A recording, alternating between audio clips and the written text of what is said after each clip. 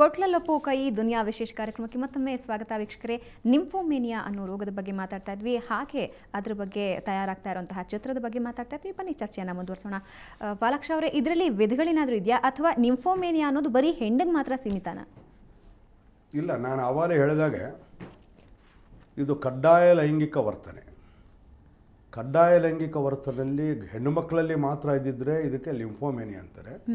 ಇದು ಪುರುಷರಲ್ಲಿ ಕಂಡುಬಂದೆ ಸಟೇರಿಯಾಸಿಸ್ ಅಂತಾರೆ. ಎರಡು ಡಿವಿಷನ್ಗಳು.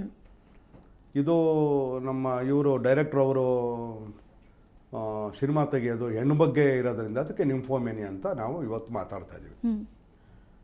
ಇದರಲ್ಲಿ ಎರಡು ವಿಧಗಳಿದ್ದಾವೆ. ಒಂದು nymphomania or compulsive sexual behaviour with paraphilia, compulsive sexual behaviour without paraphilia ಅಂತ.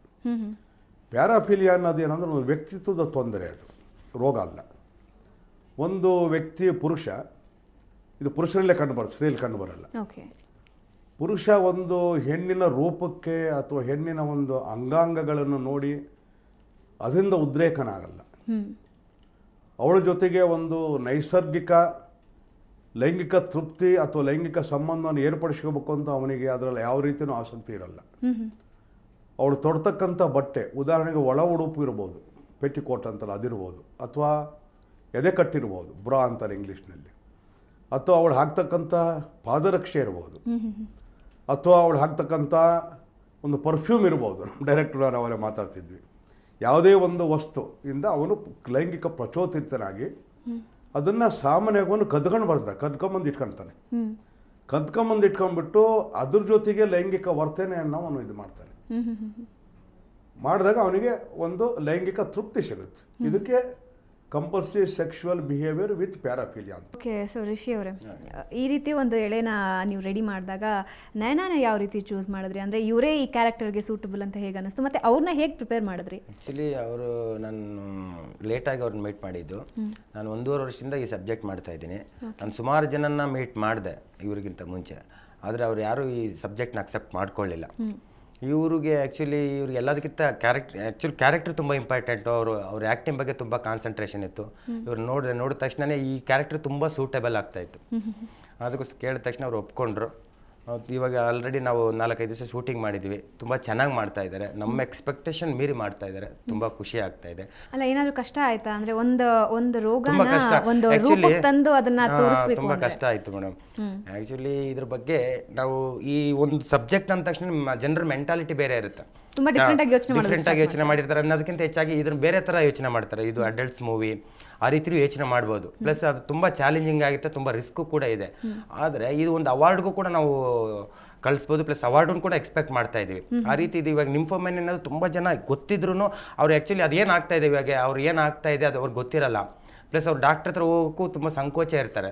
ಈ ಸಿನಿಮಾ ನೋಡಿದ್ಮೇಲೆ ಖಂಡಿತವಾಗ್ಲೂ ಆ ಥರ ಏನೋ ಸಮಸ್ಯೆ ಇದ್ದರೆ ಖಂಡಿತವಾಗ್ಲೂ ಅವ್ರು ಸೆಕ್ಸಾಲಜಿಸ್ಟ್ ಹತ್ರ ಹೋಗಿ ಆ ಸೊಲ್ಯೂಷನ್ ತೊಗೊಳ್ತಾರೆ ಅಂತ ಹೇಳ್ಬೋದು. ನಮ್ಮ ಡಾಕ್ಟರ್ ಹೇಳ್ತಾ ಇದ್ರು, ಅಂದರೆ ಆ ರೀತಿಯ ಒಂದು ನಿಂಫೋಮೇನಿಯಾ ಬಗ್ಗೆನೇ ಮಾಡ್ತಿದ್ದೀರಾ ಅಂದರೆ ಒಂದು ರೀತಿಯ different character. It's not homely girl ಅಥವಾ ಬಬ್ಲಿ ಗರ್ಲ್, ಆ ಥರದ ಕ್ಯಾರೆಕ್ಟರ್ ಅಲ್ಲ, ತುಂಬಾ ಡಿಫ್ರೆಂಟು.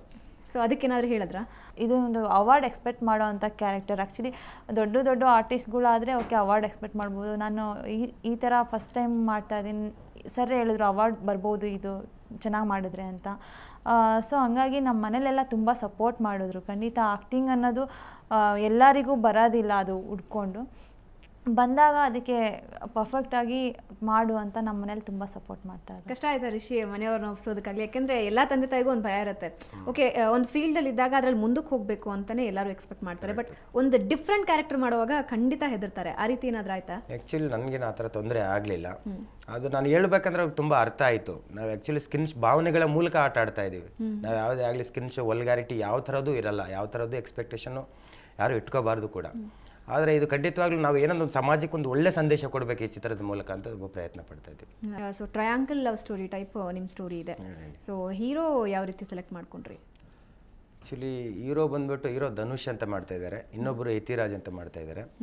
ಅವ್ರು ಆ್ಯಕ್ಚುಲಿ ಅವ್ರಿಗೋಗಿ ಅಪ್ರೋಚ್ ಮಾಡಿದ ತಕ್ಷಣ ಅವರು ಕೂಡ ತುಂಬ ಸಪೋರ್ಟ್ ಮಾಡೋದು, ತುಂಬ ಇಷ್ಟಪಟ್ರು ಈ ಸಬ್ಜೆಕ್ಟು. ಆಮೇಲೆ ಎಲ್ಲ ಸೇರ್ಕೊಂಡು ಮಾಡೋಣ, ಇಲ್ಲಿ ಒಂದು ಟೀಮ್ ವರ್ಕು ಎಲ್ಲ. ಆನಂದ್ ಅಂತ ಪ್ರೊಡ್ಯೂಸರು, ಅವರಿಗೆಲ್ಲ ಈ ಸಬ್ಜೆಕ್ಟ್ ಹೇಳಿದಾಗ ತುಂಬ ಇಷ್ಟ ಆಯಿತು, ತುಂಬ ಸಪೋರ್ಟ್ ಮಾಡಿದ್ರು ಎಲ್ಲರೂ, ಮಾಡೋಣ ಈ ಸಬ್ಜೆಕ್ಟು ಎಲ್ಲ ನಾರ್ಮಲ್ ರೆಗ್ಯುಲರ್ ಸ್ಟೋರಿಗಿಂತ ಡಿಫ್ರೆಂಟ್ ಆಗಿದೆ ಅಂತಂದ್ಬಿಟ್ಟು. ಆಮೇಲೆ ಇನ್ನೊಂದು ವಿಷಯ ಏನಂತಂದರೆ, ಈ ನಿಂಫೋಮೇನಿಯಾ ಅನ್ನೋದು ಬರೀ ಲೈಂಗಿಕ ಆಸಕ್ತಿಗಿಂತ ಹೆಚ್ಚಾಗಿ ಅವಳು ಪ್ರೀತಿ ಮಾಡ್ತಾಳೆ, ಪ್ರೀತಿ ಕೂಡ ಅಷ್ಟೇ ಆಸಕ್ತಿ ಇರುತ್ತೆ, ಪ್ರೀತಿ ಮೇಲೆ ಕೂಡ ಅವಳಿಗೆ ಅಷ್ಟೇ ಆಸಕ್ತಿ ಇರುತ್ತೆ. ಅಕಸ್ಮಾತ್ ಆ ಹುಡುಗ ಏನಾದರೂ ಆ ಹುಡುಗನಿಗೆ ತೊಂದರೆ ಆಗುತ್ತೆ, ನಾನು ಪ್ರೀತಿಸಿದಂಥ ಹುಡುಗನಿಗೆ ತೊಂದರೆ ಆಗುತ್ತೆ, ಅವ್ನು ನನಗೆ ಸಿಕ್ಕಲ್ಲ ಅಂದಾಗ ಅವಳು ಎಂಥ ಕ್ರೂರ ಮಟ್ಟಕ್ಕೆ ಹೋಗುವಂಥ ಸಾಧ್ಯತೆ ಕೂಡ ತುಂಬ ತುಂಬ ಕ್ರೂರಿ ಆಗುವಂಥ ಸಾಧ್ಯತೆ ಕೂಡ ಇದೆ ಇದರಲ್ಲಿ. ಹೌದಾ ಪಾಲಾಕ್ಷ ಅವರೇ, ಇದು ನಿಂಫೋಮೇನಿಯಾ ಎಫೆಕ್ಟ್ ಅಂತ ಹೇಳ್ತೀರಾ?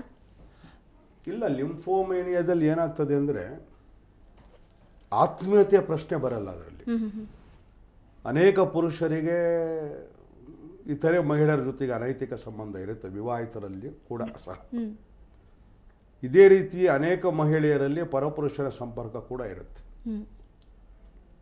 ಕಾರಣ ಏನೇ ಇರ್ಬೋದು, ಅದ್ರ ಬಗ್ಗೆ ತರ್ಕ ಬೇಡ ಈಗ ಸದ್ಯಕ್ಕೆ, ಏನೇ ಇರ್ಬೋದು. ಅವಾಗೇನಾಗ್ತತೆ, ಇವಳಿಗೆ ಅವನ ಗಂಡ, ತಾಳಿ ಕಟ್ಟಿದ ಗಂಡ ಬೇಕಾಗಲ್ಲ, ಅಥವಾ ತಾಳಿ ಕಟ್ಟಿದ ಗಂಡನಿಗಿಂತ ಪರಪುರುಷನ ಆಕರ್ಷಣೆ ಇವಳಿಗೆ ಹೆಚ್ಚಾಗುತ್ತೆ, ಅವಳು ಬಿಡೋದಕ್ಕಾಗಲ್ಲ. ಅವಾಗ ಇಬ್ಬರಲ್ಲೊಬ್ಬರು ಆರಿಸ್ಕೋಬೇಕು. ಓಕೆ, ನಾವು ವಿಜುವಲ್ಸ್ ಅಲ್ಲಿ ಒಂದು ದೃಶ್ಯ ನೋಡ್ತಾ ಇದೀವಿ. ಅಂದ್ರೆ ಇನ್ನೊಬ್ಬ ವ್ಯಕ್ತಿ ಜೊತೆ ಸಂಬಂಧ ಇಟ್ಕೊಂಡಿರುವಂತಹ ಹೆಂಗಸು ಆತನಿಗೋಸ್ಕರ ಗಂಡನನ್ನೇ ಕೊಂದಂತಹ ಪ್ರಕರಣ ಇವಾಗ ನಾವು ನೋಡ್ತಾ ಇದೀವಿ. ಇದು ಪಾಸಿಬಲ್ ಇದೆಯಾ?